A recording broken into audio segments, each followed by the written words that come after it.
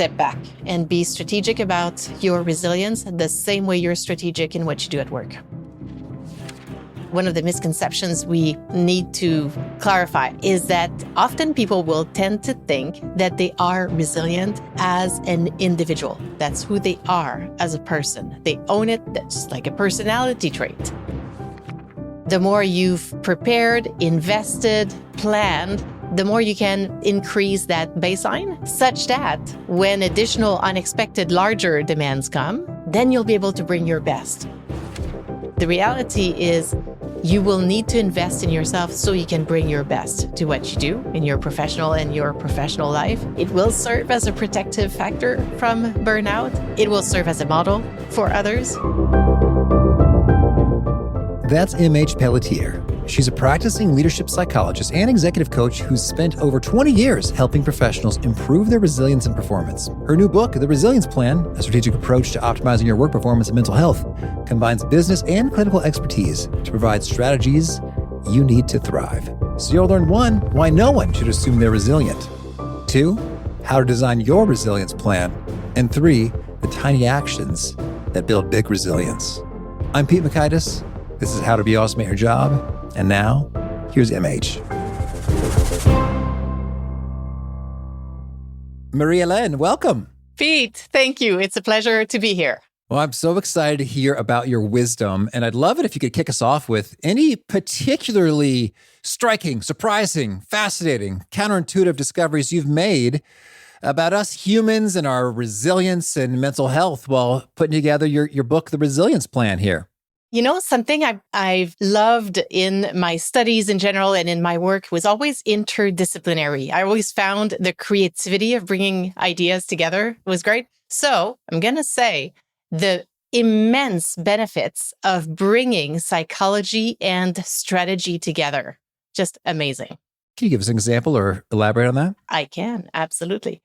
I came to this because I work a lot with professionals, leaders, business owners, high achievers of any kind. And they came to me and they would say things like, MH, I don't know what my problem is. I've dealt with much harder things before. What's wrong with me? And if I had only spoken to them as a psychologist on the resilience side of things, they probably would have dismissed it. But because I brought analogies from the strategy side of things, because we took their context into account to better understand the actual reality that they're in, that's what changed everything. And when we do this, small shift, big change. Okay. Could you give us a story or example there? Yes. When I was writing the book, one of the things that sometimes people do is they do a focus group. So it's my first and only book. So I'm learning, as I go. I do a focus group. In the group, there's this woman, senior leader, who proceeds and does her strategic plan with us in the book. And then shortly after, she sends me an email and says, okay, I need this for my entire team of leaders. Can you travel, do this as a workshop? Yes. So I travel. She comes and says, hello. She says, I'm going to sit at the back because, I've done this before. Great. So I proceed with the workshop with her team. And at the end, she comes back and says, okay, I started sitting here thinking I've done my plan already. There's nothing for me to gain in addition. I'm doing this for my team. And she said, but I realized I had implemented successfully for the first time all the actions I wanted to implement as it relates to my resilience. And I'm now ready for the next iteration of the plan. And so that's an example of how, given these particular tools, you can actually get to a plan that you can implement that makes a difference. And just like in business, can evolve after a period of time.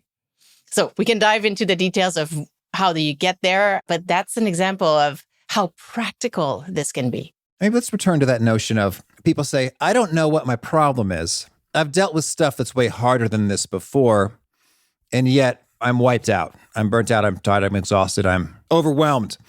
And so they are puzzled.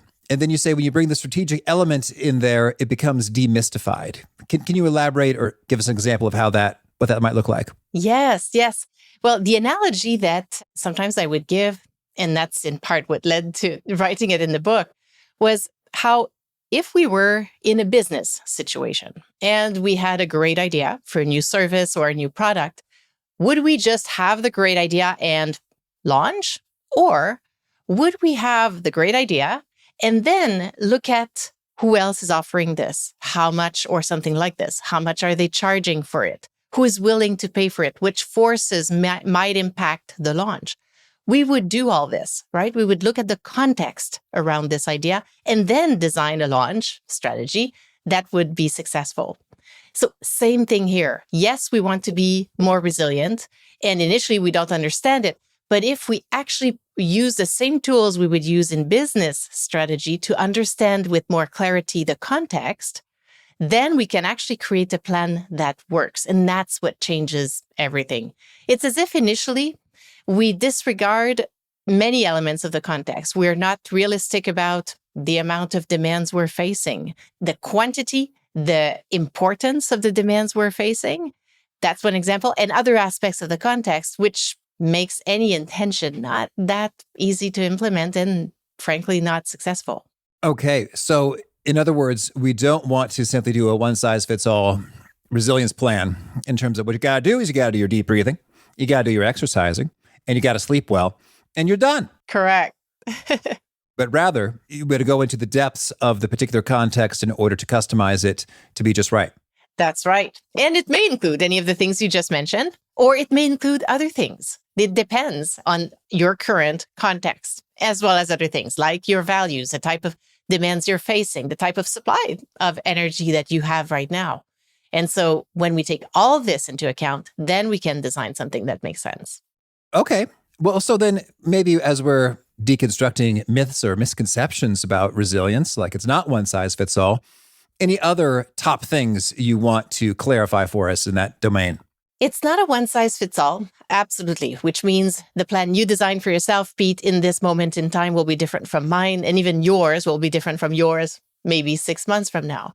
So there's that. I think even before this, one of the misconceptions we need to clarify is that often people will tend to think that they are resilient as an individual. That's who they are as a person. They own it. That's just like a personality trait. And people get to thinking this for logical reason. They've gone through very demanding things before successfully. Sometimes people around them have said, Pete, you are the rock of the team. You're the rock of the family. You're so resilient. And you get to a point where you believe that it's who you are. And the challenge was with this, number one, it is not a personality trait. It's our ability to go through adversity and come out even stronger, which will fluctuate over time. Therefore, we can influence it. So it's not a personality trait. And it is something you want to invest in because there will be more demands coming forward. We can be proactive about this. And I would argue we really want to so that we can prepare for those demands moving forward. So this notion that it's who we are and therefore will always be there for me. I don't need to do anything about it. And I will respond in however way I do. That's sort of very, in a way, passive response is, not helpful. So that's one of the key things we need to change. Okay. So if it's not a personality trait, I mean, what is it? What would we liken it to? Is it an asset? Oh, it's a state? A state. Yeah. Like an emotion? Yeah, an experience. So including, your emotions, the way you're thinking, the way you're responding to the situation. So it's all of these. And so therefore, the more you've prepared, invested, planned, the more you can, in some ways, increase that baseline, if you will, such that when additional unexpected larger demands come, many of which we actually want because they're interesting challenges, things we are happy to solve for, then you'll be able to bring your best. Okay. Well, could you maybe give us an example of a professional who was encountering a state of low resilience repeatedly and then figured out a plan, did some things and saw a transformation? Yeah. And it's something that I can say, I've gone through similar situations, you may have as well. But one person I worked with came to me and really felt like their schedule was completely out of control. They were running after the most screaming demands at all times. It just felt like they were not leading this ship. It's as if they were on a downhill bike and the bike was going faster than what they could control in some ways. And they happened to be working with me at that moment. And so what we did And that's what I've done in the book. And I've extracted some of the tools we use in business strategy, but using them for our resilience. So first, we looked at this person's values. What's most important for them in this moment in life? And that includes both personal and professional. For this person, some of their values, just from memory, included things like health, family, relationship. They valued physical activity. That's something that had been important for them before, and they had some others. Then we did this exercise where I get the person to draft on a one piece of paper, 2 columns, their sources of demands and their sources of supply. And for this individual, they realized how they had an immense amount of demands, both from work and personal life, which they initially did not really account for in some ways. So yes, they knew they were busy at work, for example, but then they realized as we were looking at their personal life that they also had a friend who was leaving a key relationship. One of their parents was dealing with health issues. Of course, people we want to support in our professional lives and personal in this case. But the reality is that they do represent demands, and we want to be realistic about that. Now, this person realized they had not invested much in anything that gives them energy, so the supply list was very short. And we did all the work looking at the equivalent of their SWOT analysis, looking at their context. And so for them, it led to creating their strategic plan, which usually I'll go with 3 main pillars. And one of them for her was to invest in managing her time better. She realized that she was not good at estimating the amount of time it takes to do things. She tended to underestimate how long anything took, most things. And so for her, one of the pillars was better managing my time. And under this strategic pillar, one of her concrete actions, a tactic, if you will, was, and we always focus on tactics that are very simple. For her, it was to challenge herself once a week to guess how long something's going to take, and then actually measure how long it takes her to do that particular task, just to help shift how she was assessing her time. And there were other pillars on her strategy, but that's an example. Oh, that's fun. Let's hear it. So what are some other pillars there and tactics that go with them? It will depend, of course, on each individual. Sometimes I work with people who will realize that in their values, value particular relationships that they have, whether it's family, friendships, people they live with, people in their lives, one way or the other. And I'm thinking of one individual in particular who at times worked from home.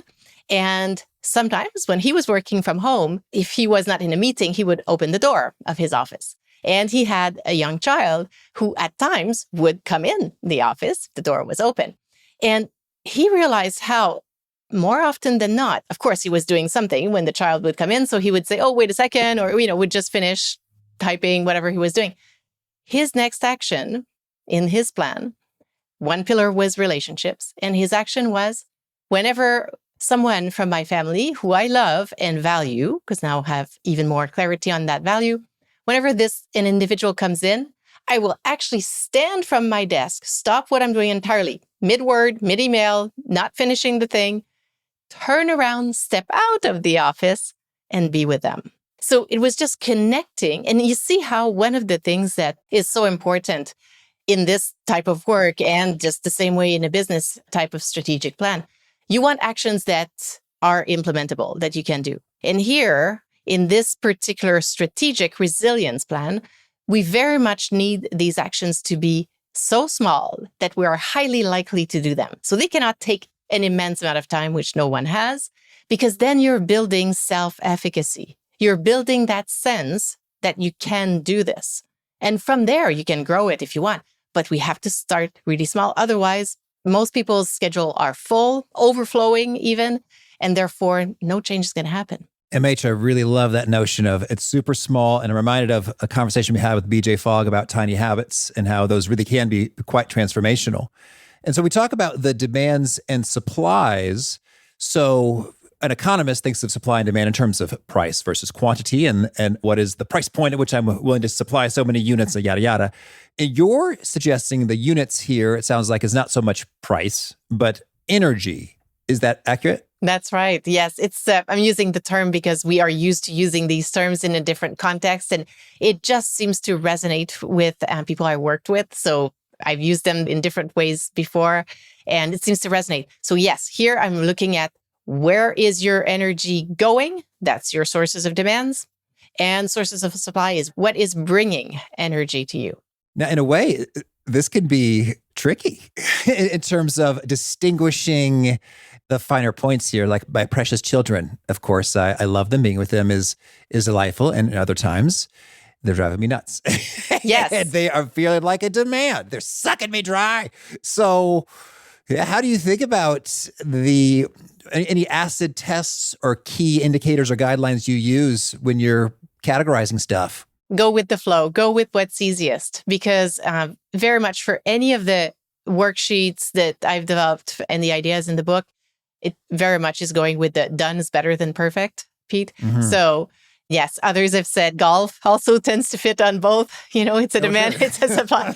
So yes, I would say we keep going. Put it in both columns if it fits there for right now. The most important thing is we're getting this done. And any of the exercises I've suggested there can usually be done in 5-10 minutes, so that I have sometimes say, if you've got a flight that makes you cross the continent, you can get out of your flight if you started at the beginning with your plan. So very doable. We're not getting bogged down by details. I hear you. Some things will fit on both, but most things will actually find their way in one more clearly than the other. Yeah. Well, and I think with some careful reflection, discernment, you can, I think, distinguish some of the nuances. Like working out or golf could be the same way. It's like, oh, golf is energizing when I'm connecting with really great people. And it's not energizing when I'm stressing trying to beat my best score ever, for instance. Or I can say that with weightlifting is energizing when I do a modest number of sets and I'm trying to beat my previous record. And it's debilitating when I'm just doing tons of volume, and then it feels like more of a demand. So, and I love that notion specifically of the personalization with that example of the working from home. I'm going to stop what I'm doing. I'm going to attend to the person, because someone else may very well really love the flow states. And that's more of a supply. Like, man, when I get into an uninterrupted groove of 90 minutes of just creating something, that's really a big supply. And it would maybe for that individual be the opposite. Oh, let me stop mid-word and address somebody. That could be the opposite of a resilience boosting approach for them. It could. But you see, I love where you're going with this, because it's a great way to demonstrate how it will depend from one person to the other. Because let's say, it could actually, in fact, this be in the same person, that you value your wonderful relationships. You want to honor them. If someone comes in, you want to really acknowledge them. And you also value when you're in the flow of something and you want to maintain that creative path that you're on. So maybe what we're saying is, right now, there's a bit of a disconnect, right? Because you do realize you want to keep going, but someone interrupts you who you love and you want to honor. Maybe one of the pillars is called boundaries. And in those boundaries, one action will be to be a bit more deliberate about when you need to not be interrupted and make sure the door stays closed, not just for the Zoom meeting or the podcast recording, but also for the moments where you need that uninterrupted time. So that way, you can still have the other action related to family members that you will interrupt yourself. If the door is open, that means you're willing to interrupt whatever you're doing, and you do. But if you're in the flow, maybe you create the structures to protect that too. That's cool. Well, MH, maybe, I know this, in a way, this is an impossible request, but I'm going for it. Could we perhaps do a 10-minute rapid accelerated, like fast motion demo of, let's say you and I were creating a resilience plan? What would be step one? And I'll give you just like a quick answer example. I love it. Yes. And then we'll charge through. So you're the person. You're doing this. We're doing this on you, Pete. I am. And I know we won't get all the way done, but if we could just get a sense for, I see what step one is and some of the outputs that might emerge from step one. And I see what step two is and some of the outputs, we just get a sense. Let's do it. First, all right. Pete, tell us some of the most important things for you in life. That's your values. Don't get bogged down on, is this a value or not? Just tell me what comes to mind. Sure. God, integrity, service, growth, optimization, family. Okay. I'm making some notes so that I can help and remember. Okay, keep going. Next, tell us about if we were to do a supply and demand table right now. We're not doing a full table, but give us maybe top few 2 or 3 demands you have on the work front these days. Sure thing. Well, producing podcasts regularly, working with the production company and getting that squared away nicely, integrating 2 of those companies to serve people well and not having anybody abandon us, either employees or customers, in the shakeup. Yeah. Retention. Okay. Give us some things on the personal side, things you're willing to share with the entire planet. Sure thing. Well, I mean, just, kids and they're young and their associated needs. Yes. It's kind of whatever we're working through, from like learning and just making sure they're healthy and safe and loved. Yes. And responding to their needs as they emerge. Fantastic. Okay, let's jump. If we were doing this fully, we would go in more details, but let's keep going. On the supply side, what kinds of things on the work front give you energy? On the work front? Well, I mean, I'm discovering really cool stuff from guests who say something that blow my mind. Like, whoa, I've never heard that. That's really interesting. Maybe discovering new tools or approaches for getting things done and making things happen. Entering new domains. We're getting some YouTube and some video stuff happening. Love it. So I guess discovery, exploration, yes, and as a general theme. Yeah. And give us maybe one on the personal side, sources of supply. I'd say exercise. Mm-hmm. Okay, let's go with this one for right now. Now, we're probably going to skip doing the full SWOT analysis because that would be a bit longer than the 10-minute that we're trying to reach here, unless you're willing to give a shot at one thing in each quadrant. How do you feel, Pete? In general, like a strength, a weakness, an opportunity, and a threat in the domain of resilience? I'll guide you. Okay, let's do it. Okay. You look like you're going to do this. Okay. All right. On the individual side, so just looking at you as a person, what is one thing that makes building resilience naturally easy for you? Well, I'm reminded of BJ Fogg, who told me, Pete, you are a natural celebrator. And it's true. Okay, love it. Perfect. Now, tell us something about you, same thing, you personally, that actually makes resilience building a bit challenging. Oh, probably like self-criticism or like the need to perform. Okay. It's like, oh, I'm so bad, if I screw something up. Perfect. Yeah, you're good. Great example. Okay. External. So in your context, around you, personal or work, something that makes resilience a bit easier for you. Just in like a general contextual, environmental, external thing that makes it easier. Yeah, I would say, well, when family's happy, that's easier. Like if they're in a playful, dad, let's do this fun thing mood, that's easier as opposed to like, wah! They're like bickering and arguing amongst themselves. Like, oh, come on, man. Okay, perfect. Great example. And last quadrant, you're doing this. Still on the external side, tell us an example of something that in your overall context makes resilience challenging. Oh, I have maybe sleep interruptions. Someone crawling into bed, waking me up too early. Okay, good.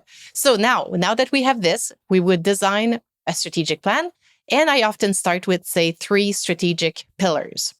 Now, by strategic pillars, we're talking about 3 directions that you would want to invest in. And within each of them, we're going to find one action or a tactic that potentially you will consider.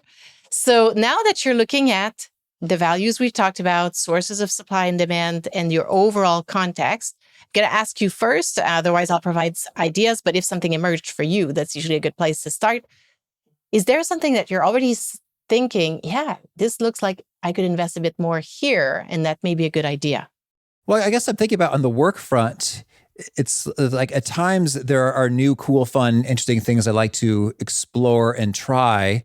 And other times I just sort of forget about that. I just sort of crank it out. Like, all right, next episode, let's do that. Like, oh, email, process, go.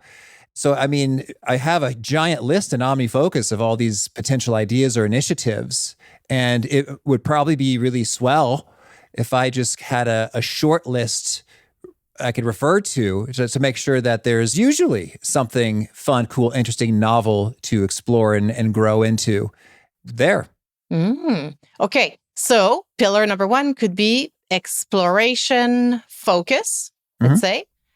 And potentially one of your tactics there could be, one option is what you just described, creating a short list. Sometimes short lists can take a longer amount of time. If we wanted to scale this down even more, you could say, pick one a month. Just pick one. Sure.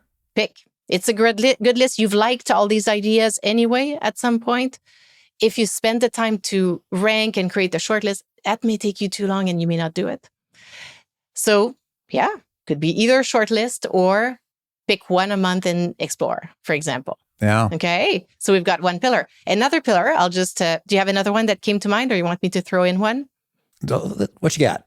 Okay.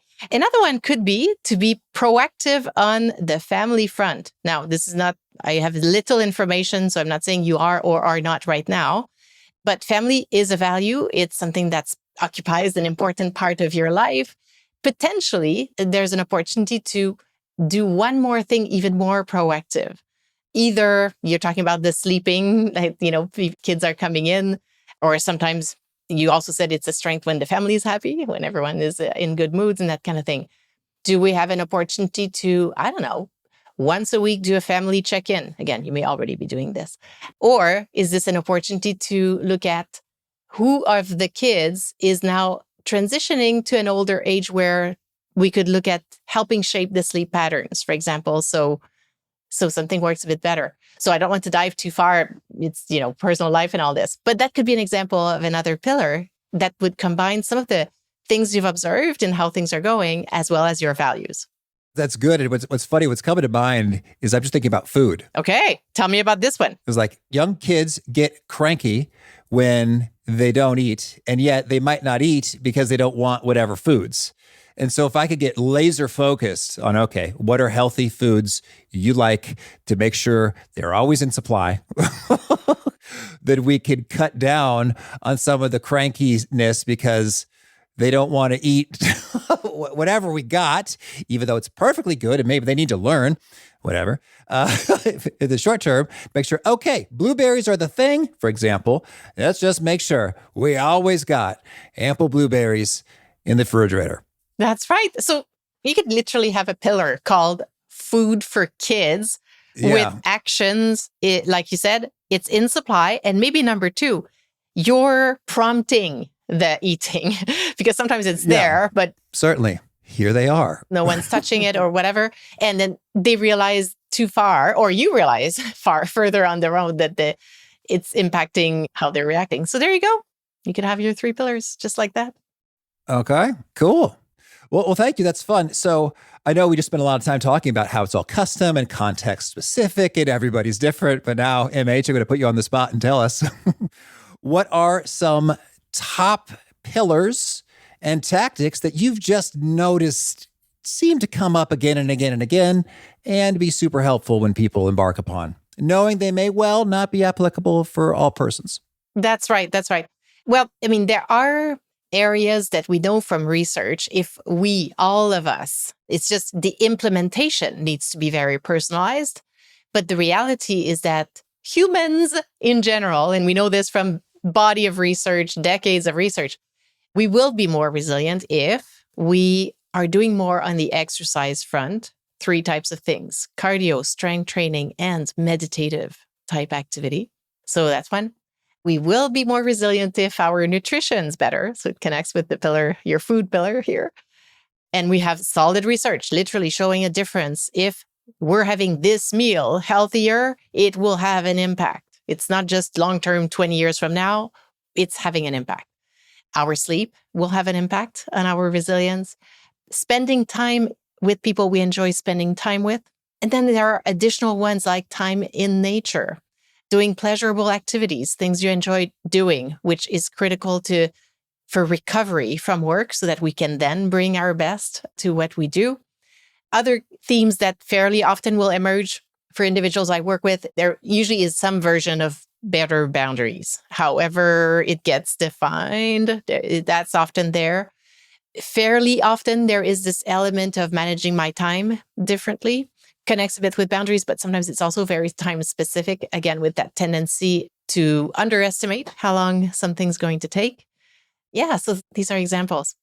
That's lovely. And then perhaps within a couple of these, could you share some top do's and don'ts, like some things that people might get wrong? For example, with exercise, perhaps folks overdo it and it's counterproductive. I've been there.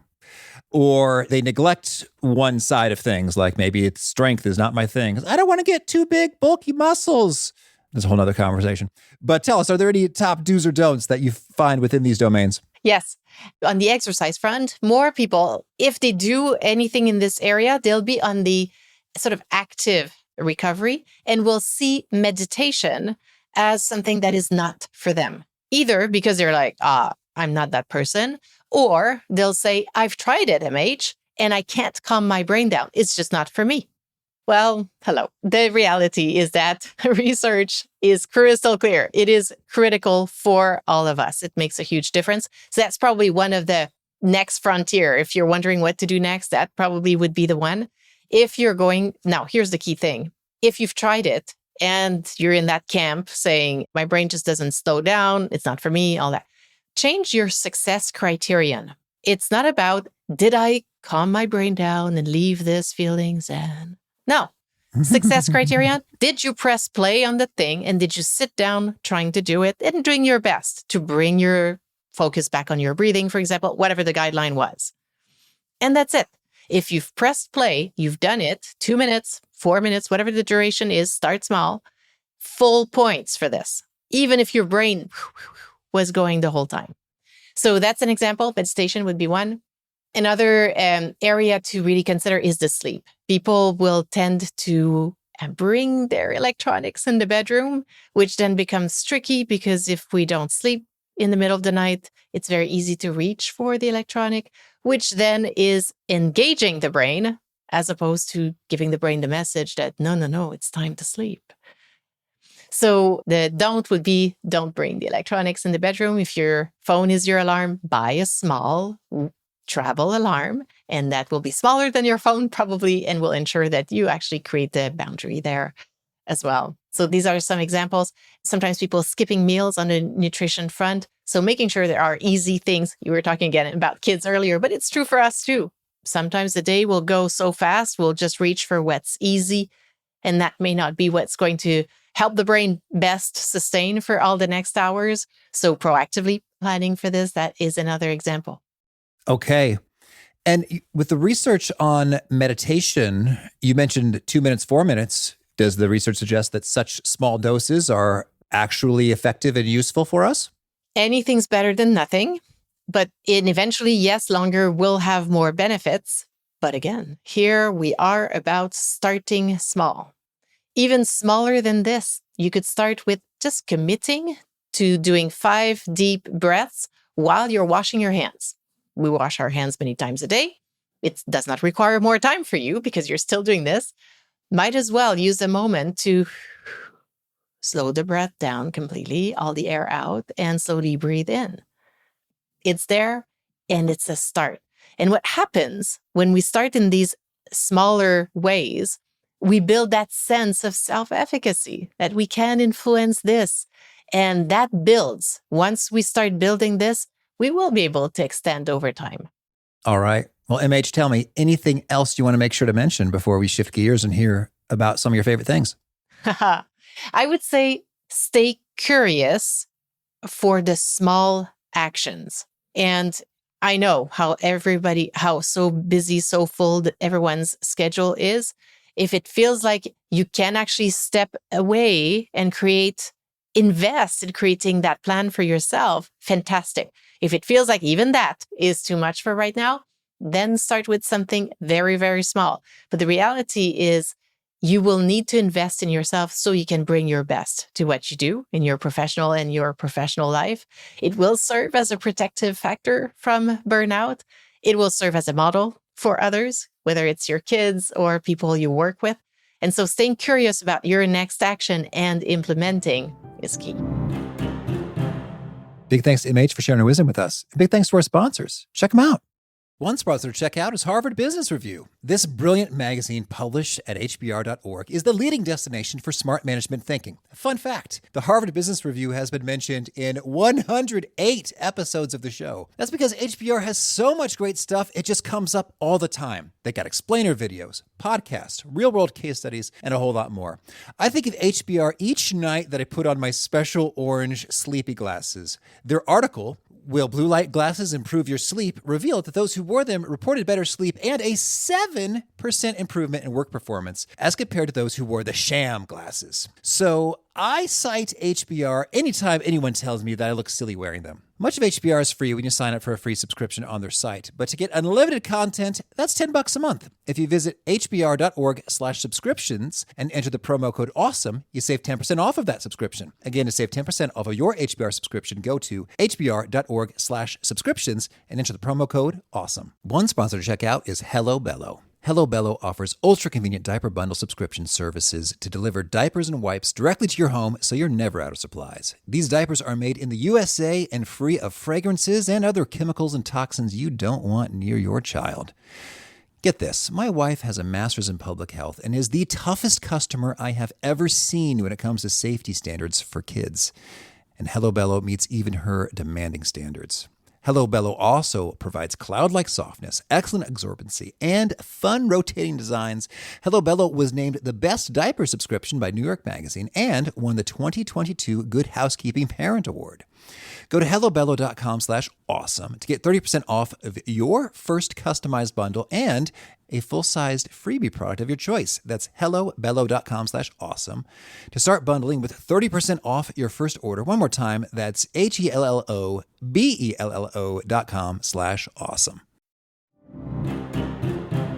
All right. Well, now could you share a favorite quote, something you find inspiring? I'm going to go, and that's very much the spirit of this book, with done is better than perfect. Okay. And a favorite study or experiment or bit of research? Recent research on priming. So the non-conscious ways in which we can support our brain in attaining our goals.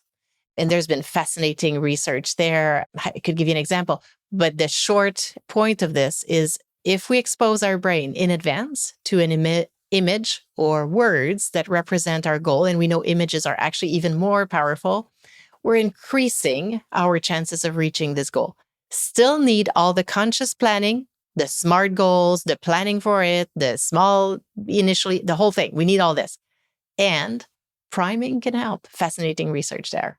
So when you say priming, just like if I want to be in shape, I could get a picture of a underwear model and post that somewhere that I'll see regularly. And that in and of itself will increase the odds of me achieving the goal? That's right. And it could be that. It could be weights. It could be whatever for you represents that goal. Yes. And it just needs to be at a place where your eyes see it. So you don't need to think about it, meditate, visualize. These are other processes that are also positive. But priming, it truly is just about your eyes seeing it. And is there a particular researcher or journal article we should link to there? There are two key researchers would be Latham and Locke. So if you search Latham and Locke and you look for priming, you're going to get to their research and then many others. Okay. And a favorite book? I'm going to go with Mind Over Mood. Mind Over Mood, written by Greenberger and Podesky. Over 1 million copies sold, 20 plus languages translated.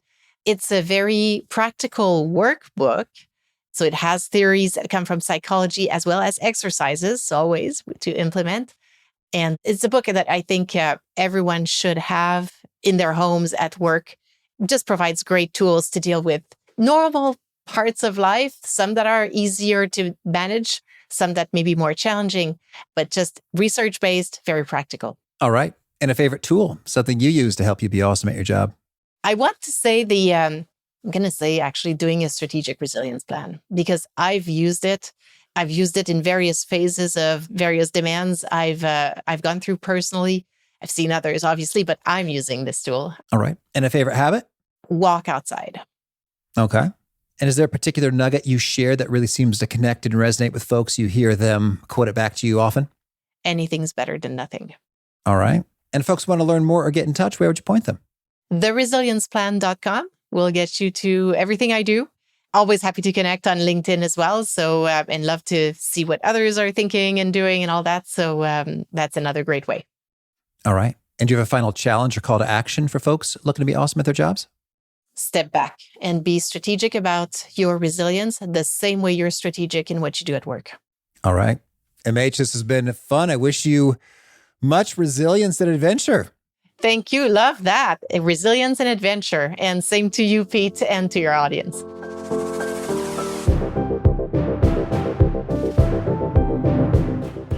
I love MH's emphasis on doing this, just the smallest thing that you know you can do and can make an impact. And I have done that where I take 5 breaths. And it's very rejuvenating, especially after a meeting and my brain just wants to go look at something. Let's look at the news or social media or do a thing. Check the text messages. Like, more activity, please.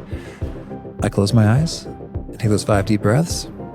And that's awesome. And maybe that is handy for you, or maybe there's another practice, but these tiny actions implemented regularly, attached to prompts or triggers or habits or stacked onto other things, can really add up to make a world of difference.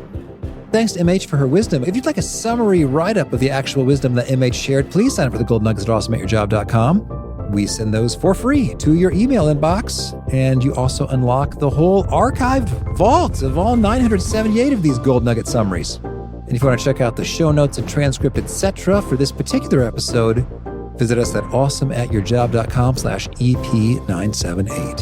Hope to catch you next time, and peace.